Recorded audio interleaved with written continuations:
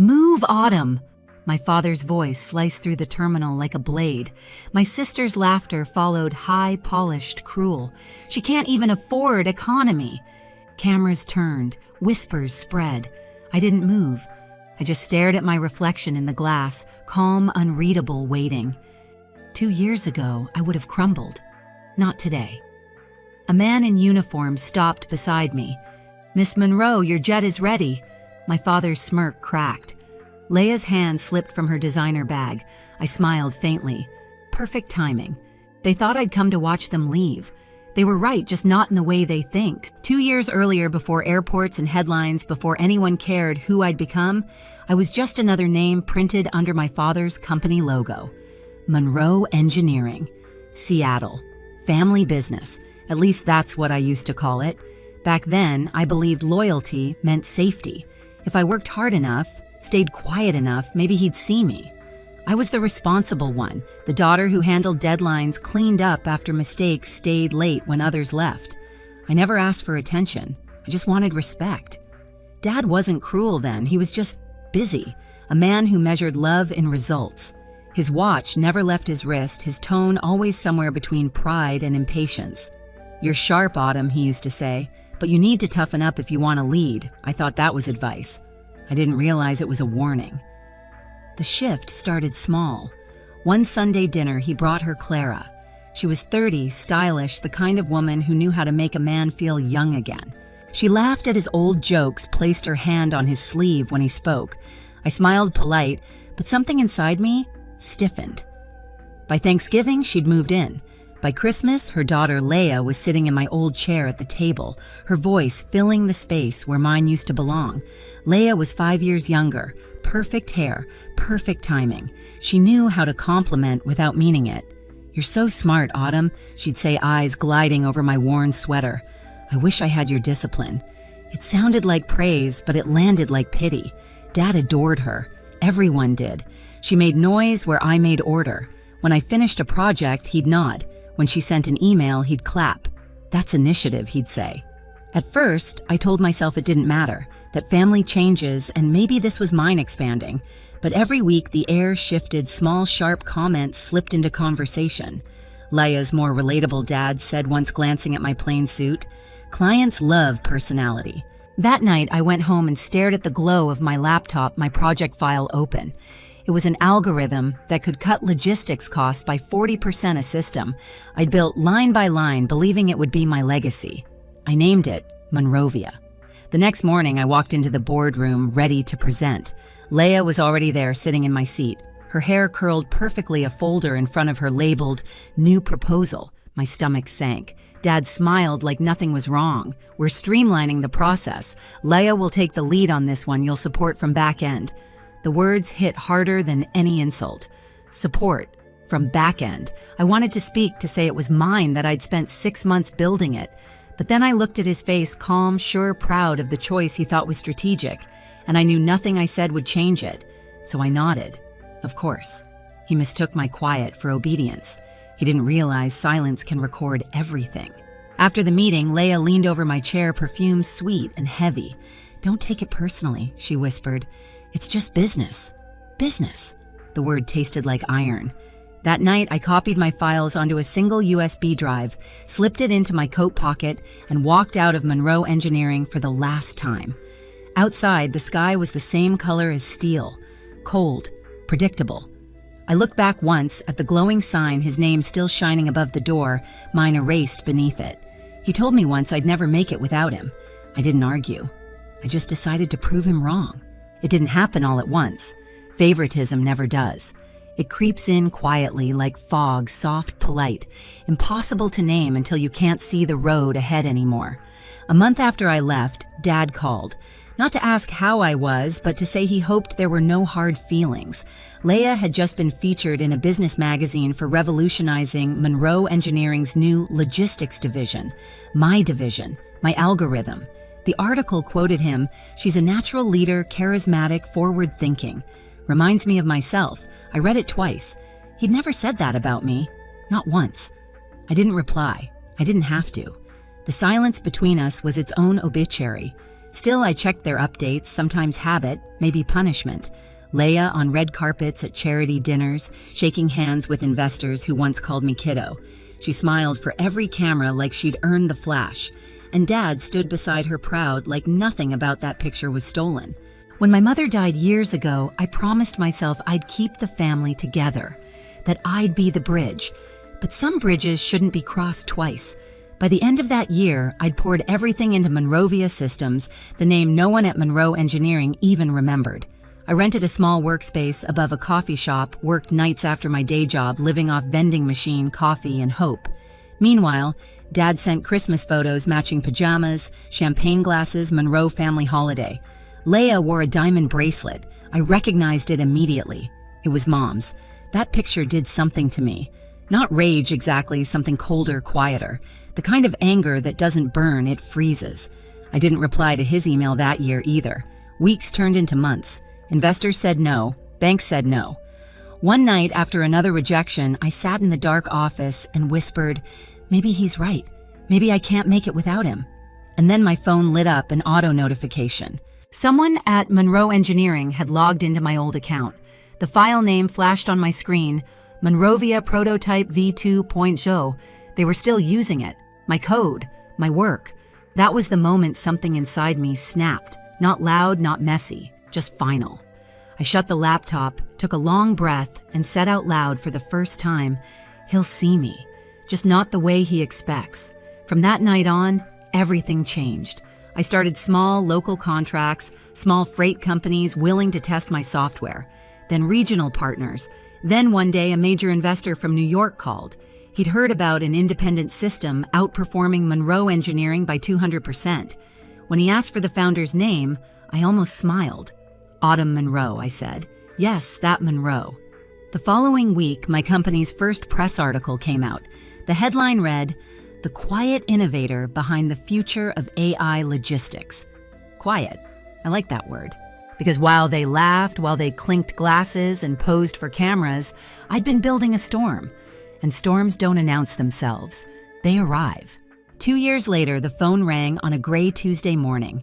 It was my father. His number, after months of silence, looked foreign on my screen. Autumn, he said, clipped formal. We're expanding the company. There's a family event this weekend. You should come. A family event. Not a dinner, not a reunion, an event. I almost said no. But something in his tone made me curious. When I arrived, the lobby of the Monroe Tower was draped in banners celebrating innovation, Monroe Engineering and Partners. Photographers stood by the elevator. Champagne glasses sparkled. And at the center of it all, Leia. She stood on the stage beside Dad, hair shining under the lights, voice smooth into the microphone. It's an honor to unveil our latest breakthrough, Monroe VIA Systems. The name hit me like a punch. Monroe, VIA. They hadn't even bothered to change it completely. The crowd clapped. Flashbulbs popped. Dad smiled, wide hand resting proudly on Leia's shoulder. My chest tightened. The presentation continued, slides rolling behind them. My interface, my layouts, my code, every inch of it. No credit, no trace of me. Just applause. I didn't move. I couldn't. I watched the room, every handshake, every camera flash, the way Dad's eyes gleamed when investors surrounded him. He'd taken everything. Again. When the applause faded, I turned to leave. That's when Leia saw me. She hesitated, then smiled tight, careful. Autumn. I didn't know you'd come. You didn't invite me. Dad turned surprised. You could have said hello. Don't make this awkward. I met his eyes. This, I gestured around the lights, the banners, the code I built. This is awkward. He sighed the way he always did when I didn't play along. You're being dramatic. It's just business. You should be proud. Proud of theft. Leia chimed in, syrupy sweet. Come on, Autumn. It's all in the family. Something inside me went still. It wasn't anger. It wasn't grief. It was the sound of a door closing for good. I'm not family, I said quietly. Not yours. Dad's face hardened. You watch your tone. I looked at him one last time, steady. You said I'd never make it without you. You were right about one thing. I didn't make it with you either. Then I turned and walked out. Outside, the night air bit cold against my face. I didn't cry. I didn't shout. I just kept walking until the tower disappeared behind me. That moment flipped a switch in me. I realized they would never see me unless I forced them to. Not with words, not with tears, only with success so undeniable it would silence them. When I got home, I sat at my desk, opened a new document, and wrote one line across the top: Monrovia Systems. Version 3.0. Founder Autumn Monroe. It wasn't revenge. Not yet. It was the blueprint for it. The first 6 months after that night were brutal. I worked from a secondhand desk wedged between my kitchen and the living room. The apartment was small enough that when the coffee pot hissed, I could feel the steam on my back. Most nights I'd fall asleep with my laptop still open, code glowing against my face like a heartbeat that refused to stop. I didn't have funding. I didn't have connections. What I had was an idea everyone else had dismissed: a smarter, faster logistics AI that could predict shipment delays before they happened. The same one they'd stolen and renamed. I called it Monrovia Systems again, not as a copy, but as a reclamation. People laughed when I pitched it. Investors wanted experience, not integrity. Banks wanted collateral. I had neither. So I sold my car, then my jewelry. I moved into a smaller place, just me and the hum of a machine that felt more alive than the people I'd left behind. My assistant came later, Sophie, a bright 20-something who believed before there was any reason to. She handled calls while I coded through the night, whispering things like, "They're going to regret underestimating you." I didn't respond, but I heard her. Year 1 bled into year 2, and something shifted. A small shipping company in Portland signed with us, then another in Chicago. Then one morning, I woke to an email that made my hands shake. Subject: Partnership Inquiry, Global Tech Logistics. By the end of that month, Monrovia Systems wasn't a dream anymore. It was a corporation, my corporation. And somehow word got out. The same industry blogs that once featured Leia started running stories about the mysterious founder taking over the logistics field. A few even asked if I was related to the Monroe family. I ignored the messages. I wanted silence to do the talking. Then came the Global Tech Summit, New York City, fall, the biggest event of the year. Monrovia Systems had been chosen as the keynote sponsor. When Sophie told me, I just said, "Good. Make the arrangements." 2 weeks later, I was standing in Terminal 3, the same terminal where 2 years earlier my father and Leia had laughed as I walked away. I wore a simple navy suit, hair pulled back, no jewelry except a watch that used to belong to my mother. The flight board flickered, New York, boarding first class. That's when I heard it. Move Autumn. The same tone, same edge. Like no time had passed. Leia's heels clicked on the polished floor. "She can't even afford economy," she said, voice sweet and venomous. People looked. Phones lifted. The air shifted, heavy and electric. I didn't move. I didn't look at them. I watched my reflection in the glass, calm, unreadable, waiting. 2 years ago, I would have crumbled. Not today. Then came the sound that changed everything: boots.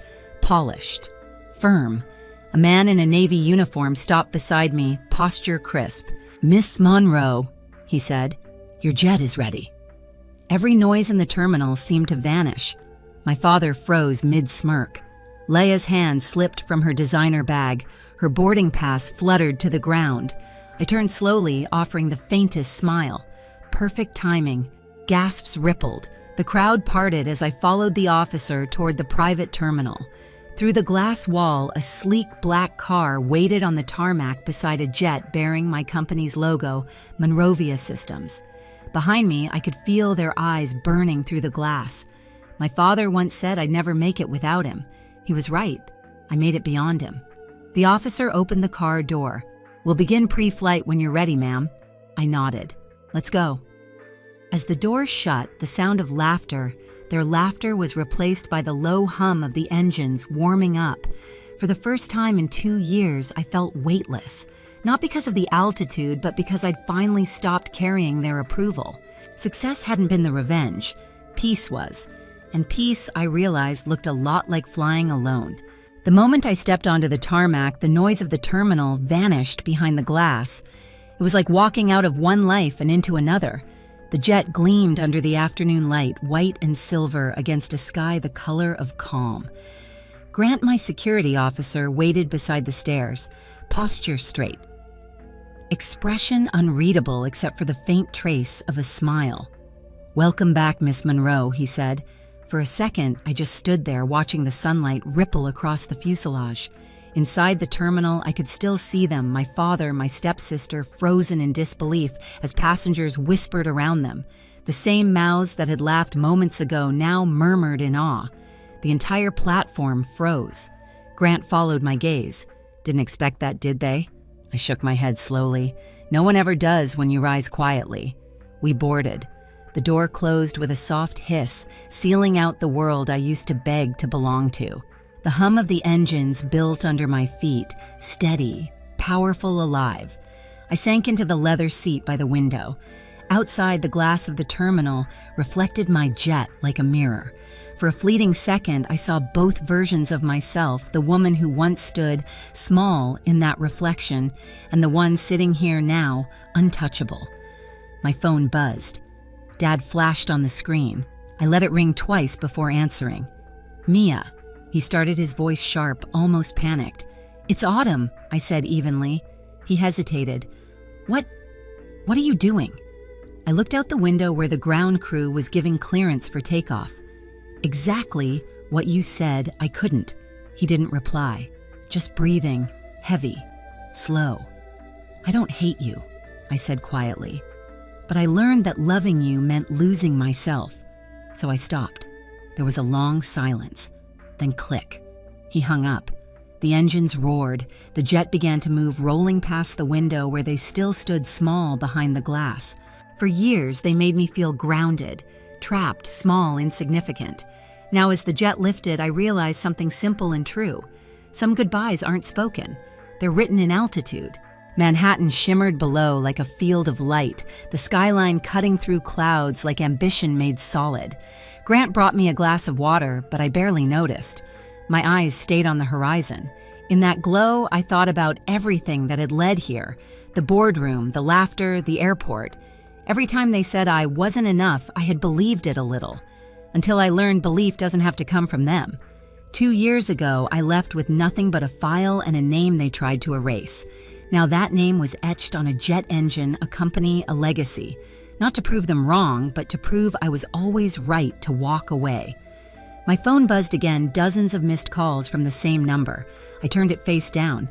Some echoes don't deserve answers. Through the glass, the clouds parted, soft, endless, weightless. I smiled to myself, a real one this time. They thought I came to watch them leave. Turns out I was the one taking off all along. If you've ever been underestimated by your own family, if you've ever had to choose peace over approval, remember this: you don't owe anyone smallness just because they're comfortable with it. Tell me, have you ever had to walk away to find your peace? Leave your story in the comments, because sometimes the quietest exits make the loudest returns.